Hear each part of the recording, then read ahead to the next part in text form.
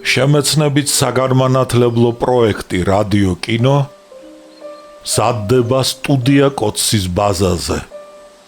პროექტის ხელმძღვანელი კობა ცხაკაია. პროექტის რედაქტორი ნინო ჩხიკვიშვილი. თბილისი 2025 წელი.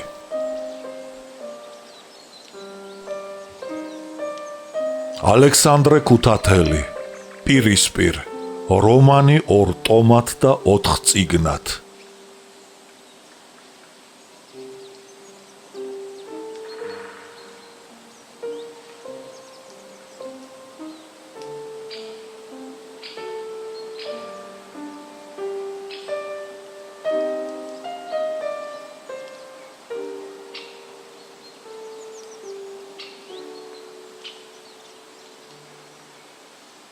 გულახსილის საუბარი, მე-7. მე დიდი უპირატესობა გამაჩნია იმის გამო, რომ დავიბადე ისეთ ეპოქაში, როდესაც მსოფლიო მნიშვნელობის უდიდესი ამბები მიმდინარეობდნენ. გოეთე. შემოდგომის მოღრუბლული და ცივი დღე იდგა. გულის გამაწყალებელი წვიმა შეუჩერებლად ცრიდა. გიმნაზიის სამსართულიანი შენობის უკანა კორპუსის სველ კედელსა და დათა მიქელაძის ბინას შორის გაშენებული ბაღის ფოთლებ დაყვითლებულ ნეკერჩხლებზე და ცაცხვებზე ბეღურები გულსაკლავად ჟიოდნენ. კორნელი გულაღმა იწვა ოთახში და ჭერს მიშტერებოდა. დილით ექიმმა ჭრილობა მობანა. იოდის ხსნარში გაჟღენთილი ბამბა დაადო და სახვევი მაგრად მოუჭირა. იოდის ხსნარი მოუშუშებელ ჭრილობაში შედიოდა და ავადმყოფ სტერფზე ცეცხლი ეკიდებოდა. შინ არავინ იყო. ზოგნი ქალაქში და ზოგნი ბაზარში წასულიყვნენ. თუნდაც შინ ყოფილიყვნენ, კორნელის ახლა არაფერი საერთო არ ჰქონდა ამ სახლის მობინადრეებთან. ში მხოლოდ მაიორი საროკინის ცოლი დარჩენილიყო. ამ ქალის ამარა დაეტოვებინა კორნელი დეიდას, მაგრამ მაიორის ცოლი ისევ როიალს მიჯდომოდა სასტუმრო ოთახში, ერთფეროვნად მოსაწყენ გამებს გულის გამაწვრილებლად უკრავდა, ხმას ავარჯიშებდა. კორნელი საშინლად შეზარდა მუსიკალურ სმენას მოკლებული მუქთამჭამელი ქალი და გადაწყვიტა პირველი შეხვედრისთანავე ეთქვა მისთვის: სმენა და ხმა არა გაქვთ. დროს ამაოდ კარგავთ და სხვებსაც სტანჯავთო. იგი აღრენილ გუნებაზე იყო. მის გულს მარტოობის ნაღველი ხრხნიდა. თავისი პატარა და ბნელი ოთახი მთელი ქვეყნისაგან მოწყვეტილ აკლდამად ეჩვენებოდა. მას კი გონივრული მუშაობა, ბრძოლა და მოქმედება სწურდა. სასთუმალთან სკამი ედგა და წიგნები და ჟურნალები ეწყო. ბიოლოგიის და მედიცინის დარგის. ამ დარგში მუშაობა კორნელის მხატვრულ გემოვნებას კი არ ზღუდავდა, არამედ ამახვილებდა, აფართოებდა მის წარმოდგენას ადამიანზე და ბუნებაზე. გზადაგზა მას მრავალი ჩანაფიქრი და თემა ებადებოდა. მაშინ იგი ანატომიური ატლასის ფართო წიგნს დაფასავით მკერდზე დაიყუდებდა, ზედ ჭიკარტით ქაღალდს მიამაგრებდა და თავის ნაფიქრსა და ნააზრევს ფანქრით წერდა. მუშაობაში მთელ ღამეს ათევდა. ექიმმა, დედამ და მარომ ღამით მუშაობა აუკრძალეს. მაინც იძალა კორნელიმ და ყველასაგან მალულად რამდენიმე დღის განმავლობაში პატარა მოთხრობა დაწერა. კორნელი ტოლსტოის აღსარების კითხვას ამთავრებდა.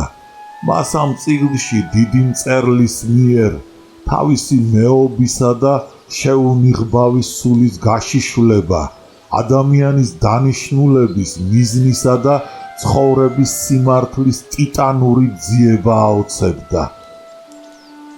როდესაც მის ბნელ ოთახში ტყავის შავ ქურთუკში და ჩექმებში გამოწყობილი მაღალი და გამხდარი ქერა კაცი შემოვიდა.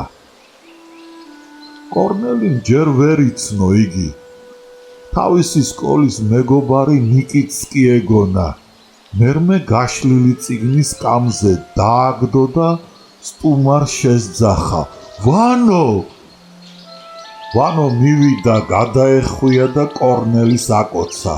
მერმე ქურთუკის ჯიბეებში ხელები ჩაიწყო, მხრები აიჩეჩა და ნახვევზე დახედა. საიდან სადაო? დაიძახა გახარებულმა კორნელიმ. შენი ვერაფერი გამიგია, მოულოდნელად გაქრები და ისევ მოულოდნელად გამოჩნდები. ვანომ გაუღიმა და კორნელის პირისპირ საწერ მაგიდასთან დაჯდა.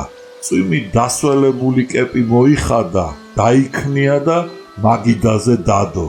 ქალივით ნაზი და პატარა ხელი შუბლზე და კეფაზე გადაისვა. ქერათმა წინ საგრძნობლად შეთხელებოდა. გასცვენოდა და ამის გამო მისი მაღალი და ფართე შუბლი უფრო დიდი ჩანდა. შუალაგა შერჩენილით მის ბღუჯაკი მამლის ქოჩორივით დასდგომოდა. თავი გაიქნია, ქურთუკის საყელო უჭერდა. იქიდან ამოწვდილი მაღალი და წვრილი ყელი წაიგრძელა. მერმე მარჯვენა ხელი მაგიდაზე შემოსდო. მარცხენით დოინჯი შემოიდგა, წინ გადაიხარა და კორნელის უთხრა. მიტომ მიამბო, მაგრამ კარგად მაინც ვერ გავიგე, რა მოხდა? ამბობენ ვიღაც ქალის გამო. ძალიან ცუდია, რომ მიტო თქვენთან აღმოჩნდა. კორნელიმ დაწვრილებით უამბო ყოველივე.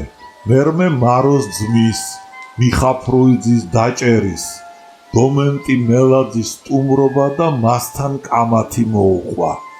ვანოს არ მოეწონა დომენტისთან გულახდილი საუბარი და კლიმენტი ჩხიკვაძისადმი მუქარა, ხოლო მისი წინადადება რომ არ მიეღო კორნელის, ეს კი გაეხარდა. მაგრამ ცოტა ხნის მერმე აზრი გამოიცვალა. მსჯობდა დომენტი მელაძისთან შეხვედრის დროს ლოიალურ კაცად გეჩვენებია თავი. ასე აჯობებდა, ახლა კი შენი ბინაც ეჭქვეშ არის დაყენებული. ვერც გალაქტიონ გელაშვილი და ვერც სხვა ვინმე შეაფარებს თავს შენს ბინას. ეს კი საჭირო იყო, თუმცა ჩაიქნია ხელი ვანომ. ჩხიკვაძე და მისი მეგობრები კიდევ შეეცდებიან შენთან შერიგებას, შენს მოთაფვლას. ეტყობა ჩხიკვაძე შიშობს, რომ მის წინააღმდეგ არ იქნეს აღძრული საქმე. იგი უთუოდ შეეცდება დანაშაულის გამოსყიდვას. ჩვენ უნდა შევეცადოთ, რაც შეიძლება ძვირად დაუჯდეს მას ის გამოსყიდვა. უკანასკნელი ფრაზის მნიშვნელობა კორნელიმ ვერ გაიგო. იგი სიხარულით მისჩერებოდა მაღალ, გამხდარ და ქერაკაცს, რომელმაც მისი მოთხრობა დღის სინათლეზე გამოიტანა და ჟურნალში დაბეჭდა. ამ მოთხრობის გამოქვეყნებამ სულ სხვანაირად წარმართა კორნელის ცხოვრება. ვანომ კორნელის საწოლთან სკამზე დალაგებული წიგნები დაათვალიერა. ხელნაწერს წააწყდა და ჰკითხა. კიდევ ხომ არ დაგიწერია რამე? ხო, მაგრამ არ ვიცი რა გამოვიდა, მიუგო კორნელიმ. კორნელის ახალი მოთხრობა ნახევარი ნაბეჭდი თაბახიც არ იქნებოდა. ვანო სათაურმაც კი დააინტერესა, დაარო. აიღო და მოთხრობა სულ მოუთქმენლად წაიკითხა. მოეწონა. მოთხრობაში დენიკინის ელჩის, გენერალ ბარათოვის ბომბით დაჭრა იყო აღწერილი. მოქმედი პირების სახელი და გვარი, გარდა გენერალი ბარათოვისა და გენერალი ოდიშელიძისა, შეცვლილი იყო. მოთხრობა რევოლუციური სულით იყო გაჟღენთილი. ავტორისა და დაროს სახეცვლილი მარო ფრუიძის შეხვედრა და საუბარი ცოცხლად და მომხიბვლელად იყო აღწერილი. კორნელის დიდხანს არ ასვენებდა ელბაქიძის მიერ ბარათოვის დაჭრის ამბავი და თვითვე დაჭრილმა და საწოლზე მიჯაჭულმა არსებული წყობილების წინააღმდეგ თავისი უმოქმედობა ამ მოთხრობით თითქოს ერთგვარად გამოისყიდაო. ავტორი გაბედულად ხდიდა ფარდას მენშევიკების კავშირს სამხრეთ რუსეთის კონტრრევოლუციასთან. მხატვრულმა ლიტერატურამ ვანო ადრევე გაიტაცა. იგი მარქსისტულ პოზიციებზე იდგა. იმ დროს დიდ ავტორიტეტად იყო მიჩნეული მენშევიკი კრიტიკოსი ვინმე დ.ა. ძველ სოციალ-დემოკრატიულ პრესაში თანამედროვე აზრი. მის ფურცლებზე ხშირად იბეჭდებოდა ამ პიროვნების კრიტიკულ ლიტერატურული წერილები ილია ჭავჭავაძეზე, ეგნატე ნინოშვილზე, ყაზბეგზე, კლდიაშვილზე. ვანო გამოეხმაურა ამ წერილებს. თუ მარქსისტმა ილია ჭავჭავაძეზე სხვა ვერაფერი უნდა თქვას გარდა იმისა, რომ ილია თავისი დროის შვილია, იდეალისტი, ხალხოსანი, მე-60 წლების განმანათლებლური პრინციპების მიმდევარი იყო. რომ ილიას ბატონყმობის მოსპობა კი არ სურდა, არამედ მისი შეკეთება, შელამაზება და წოდებათა შორის შეურიგებელი ბრძოლის ნაცვლად მათი შეთანხმება და შერიგება. რომ ილია კლასთა ბრძოლის პრინციპის ნაცვლად მათ შეთანხმებას ნაციონალურ ბურჟუაზიული საზოგადოების შექმნას ემსახურებოდა. მეფეზე ოცნებობდა და რეაქციონერი იყო. ასეთი ყალბი შეფასება ჩირკს აცხებს დიდებული მგოსნის და პუბლიცისტის ხსოვნას. წერდა ვანო.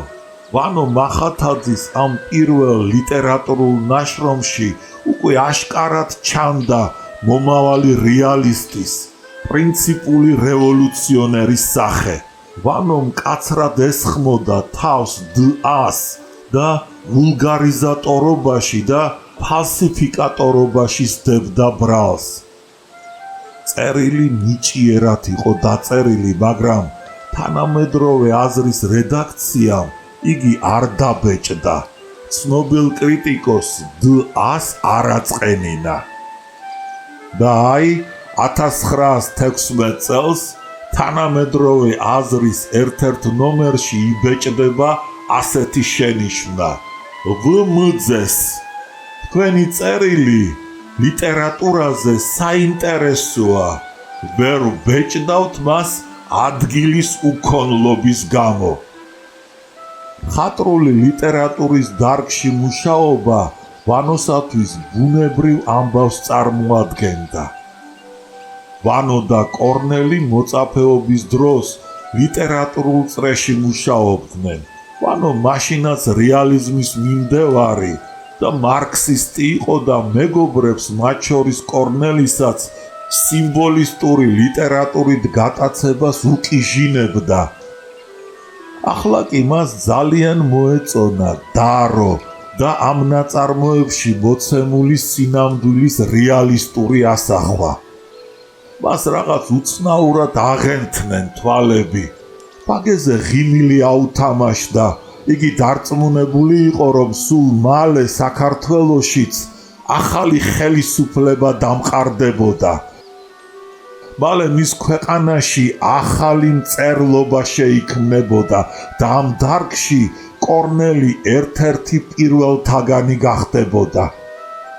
მომავლით აღტაცებულმა ვანომ ისე დაიწყო კორნელის წინაშე თავის გეგმების გადაშლა, თითქოს ახალი ხელისუფლება უკვე დამყარებულია და ვანო და კორნელი იმ გეგმის განხორციელებას დღესვე უნდა შეუდგნენო. აუცილებელია დიდტანიანი ჟურნალის გამოცემა, ამბობდა ვანო. თავი უნდა მოუყაროთ მის გარშემო ახალგაზრდა ნიჭიერ მწერლებს.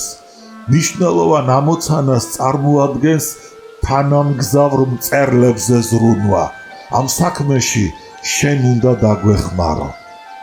ჩვენი მწერლობა უმთავრესად ეროვნული მოტივებით იკვებებოდა ამდენ ხანს.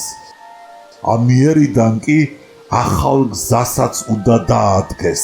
ახალი ხანა და მისი მაჯისცემაც გაიგოს და მასთან ნაციონალური და ინტერნაციონალური მოტივების შერწყმა მოახდინოს.